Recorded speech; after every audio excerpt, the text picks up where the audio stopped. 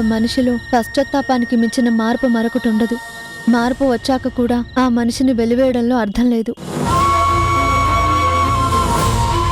చిన్నవాళ్ళు ఆవేశంలో తప్పులు చేయడం సహజం.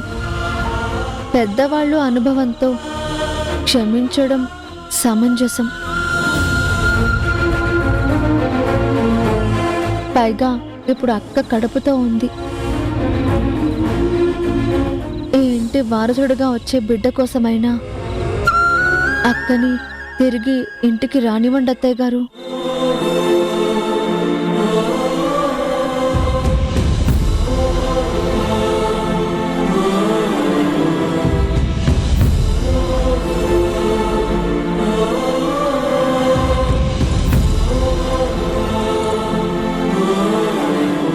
ఏమంటారు అత్తయ్య గారు? నిజంగానే హారిక పశ్చాత్తాపడుతోందంటావా? క్షమించండి అత్తయ్య గారు, నేను మీకు అబద్ధం చెప్తున్నాను, మీరేమీ అనుకోవద్దు. చెప్పు, నిజంగా పశ్చాత్తాపడుతోందా? అవునత్తయ్య గారు, హారిక అక్క ఈ ఇంట్లో అడుగు పెట్టడానికి మీ అనుమతి కోసం ఎదురు చూస్తుంది. హారిక ఈ ఇంట్లోకి రావడానికి నేనెప్పుడూ వ్యతిరేకం కాదు. తను చేసిన తప్పు గ్రహించడం, ఈ ఇంటి పద్ధతులకి తగ్గట్టుగా నడుచుకోవడం, ఇవే నేను కోరుకునేది. ఇప్పుడు కొత్తగా తనకి ఆహ్వానాలు, అనుమతులు, రాయబారాలు అక్కర్లేదు. హ్యాపీగా తనెప్పుడైనా ఈ ఇంటికి తిరిగి రావచ్చు. నిజమా అత్తయ్య గారు? నేను కూడా కుటుంబం సంతోషంగా ఉండాలని కోరుకుంటాను, కానీ సమస్యల వలయంలా ఉండాలని కోరుకోను కదా. చాలా థ్యాంక్స్ అత్తయ్య గారు. హారికక్కకి ఈ విషయం తెలిస్తే ఎంత సంతోషపడిపోతుందో. థ్యాంక్ యూ సో మచ్ అత్తయ్య. అత్తయ్య, మీకు ఒక విషయం చెప్పనా? మీరు మంచు కొండ లాంటి వారు. చూడ్డానికి కరుగ్గా కనిపిస్తారు, కానీ క్షణాల్లో కరిగిపోతారు. నేనేం చేసినా ఈ కుటుంబం ప్రశాంతంగా ఉండడం కోసం చేస్తాను, ఈ పొగడ్తల కోసం కాదు. ఇక నువ్వు వెళ్ళొచ్చు. గుడ్ నైట్ అత్తయ్య.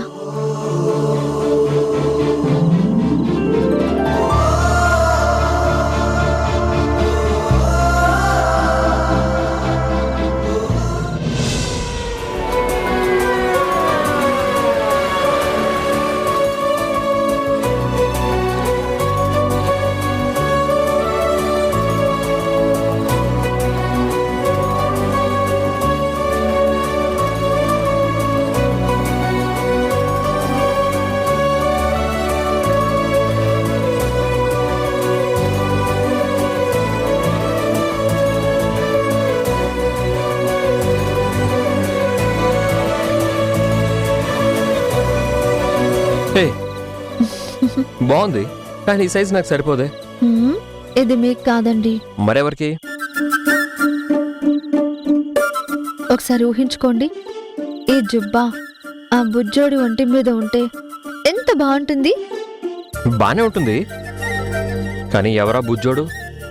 నీకు నాకు ఈ ఇంట్లో ప్రమోషన్స్ ఇవ్వబోతున్న బుజ్జోడు. ప్రమోషన్సా? అవును, మీకు బాబాయ్ అనే ప్రమోషన్, నాకు పిన్ని అనే ప్రమోషన్. ఎవరిస్తున్నారు? అయ్యో, ఈ మధ్య మీరు ఆఫీస్ పనుల్లో పడి ఇంట్లో జరుగుతున్న విషయాల గురించి అస్సలు పట్టించుకోవడం లేదు.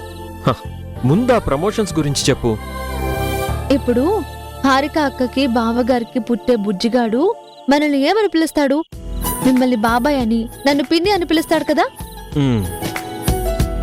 నువ్వు చెప్పేది అన్నయ్యకి పుట్టబోయే బిడ్డ గురించా? తన కోసం ఇంత కష్టపడుతున్నావా? మన వాళ్ళ కోసం పడే కష్టం కష్టంలా అనిపించదండి. సో నీకు పిల్లలంటే అంత ఇష్టమా? పువ్వులన్నా పిల్లలన్నా ఇష్టపడని వారు ఎవరుంటారు చెప్పండి?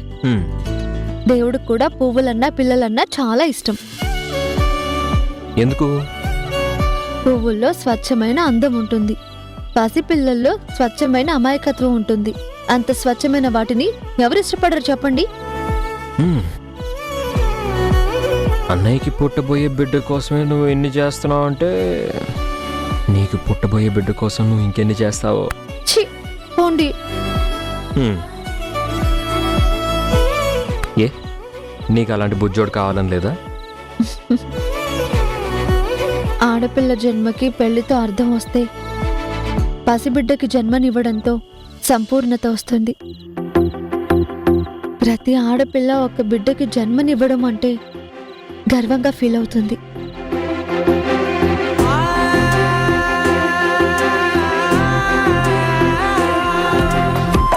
మరి నువ్వు నాకు ఎప్పుడు ఇస్తావు ఆ బుజ్జోడిని? అబ్బా అలా నేరుగా అడగండి, సిగ్గొస్తుంది. ఇది మరీ బాగుందే. ఇలాంటి విషయాల్లో సిగ్గుపడితే ఎలా? ఒక పద్ధతి, ఒక ప్లానింగ్ తో అలా ముందుకెళ్ళిపోవాలి. అవన్నీ మనం పక్కాగా ప్లాన్ చేసుకోవాల్సిన అవసరం లేదు. కొన్ని వాటికి అవే జరిగిపోతాయి. ఓ ఆల్ రైట్. ఒక్క నిమిషం. ఎక్కడికి? లైట్ ఆఫ్ చేయడానికి. ఎందుకు? వాటంతట అవే జరిగిపోవాలని అన్నావు కదా, అలా జరిగిపోవడం కోసం. మిమ్మల్ని నీకు ఈ మధ్య బాగా వేషాలు ఎక్కువైపోతున్నాయి.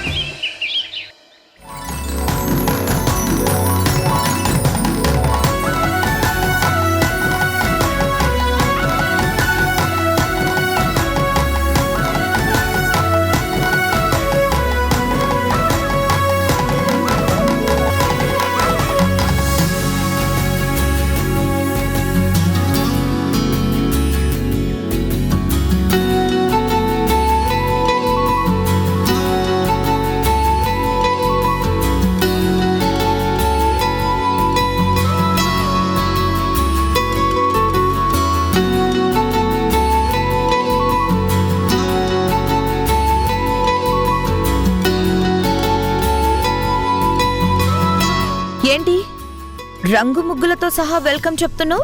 అంత ముఖ్యమైన వాళ్ళు ఎవరు వస్తున్నారో? ఒక ముఖ్యమైన అతిథి వస్తున్నారక్క, దానికోసమే ఇదంతా. ఓహో, అంత ముఖ్యమైన వాళ్ళు ఎవరో తెలుసుకోవచ్చా? అడగగానే చెప్పేస్తే నీకు మజా ఏమొస్తుంది? ఆ అతిథి వచ్చే వరకు ఎదురు చూస్తే ఇంకా బాగుంటుంది.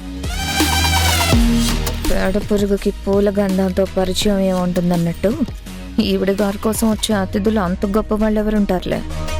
రాక్క, నువ్వు కూడా ఒక చెయ్యి వెయ్యి.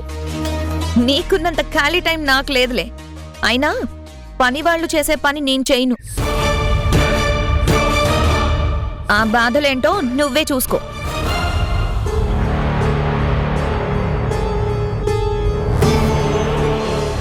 తరుణ్ కనిపించడం లేదేంటండి? ఏదో స్పెషల్ డ్యూటీ ఉందని ఉదయమే వెళ్ళిపోయాడు. వచ్చేసరికి బాగా లేట్ అవుతుందని చెప్పాడు కిరణ్మయ్య. ఈ మధ్య వీడికి ఇంటి మీద కన్నా పని మీద ధ్యాస ఎక్కువైంది.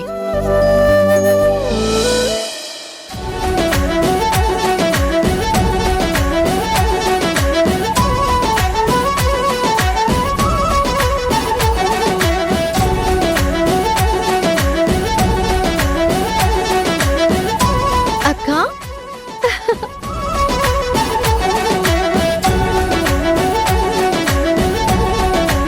అత్తయ్య, మావయ్య వాళ్ళు వచ్చేసారు. బావగారు వచ్చేసారు.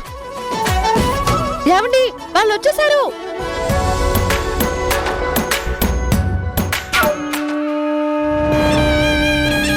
ఈ ఉషా ఏంటి ఇంత హడావిడి చేస్తుంది?